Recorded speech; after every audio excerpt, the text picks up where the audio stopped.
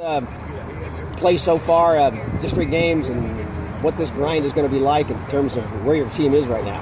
Well, the one thing that we've been preaching to our kids all week is that this district's wide open, and that's what last week showed, in my opinion.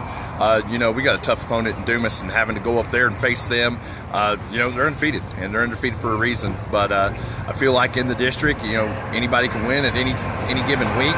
We've got to control our controllables, no penalties, no turnovers on our end, and we got to create some takeaways as well. Their quarterback, Kingsley, obviously has been doing really well. How do you just plan on selling? Well, you got to get pressure in his face and not allow him to extend plays. He does a great job of extending plays and finding guys down the field. It's going to take a lot of discipline on our part, our rush discipline. We've got to make sure our tackles are rushing their lanes, our ends don't give up and contain. Then we got to cover. Bottom line, our four guys have got to be as good or better than their fourth. Would you describe that as the most from the X's and O's point of view? If you can get your running back loose, it looks good, but sometimes you're a little struggle on offense. What's your biggest concern? Your side of the ball, theirs? Oh, it's always ours. It's always us. We've got to be more consistent offensively, on the offensive line. Last week, Plainview took it to us, and we responded eventually, but we've got to start faster.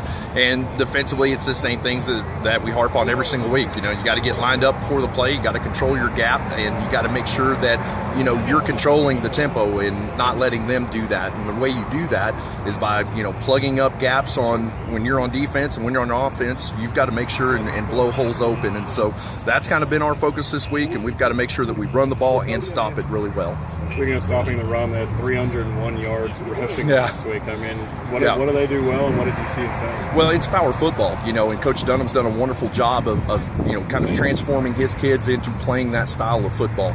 They've got a fast, physical offensive line. Most of them are juniors, and they've kind of grown up together. And so you add that with an ability to throw the ball, which they have, and they've got two bruising running backs that'll get downhill on you. We have our hands full for sure.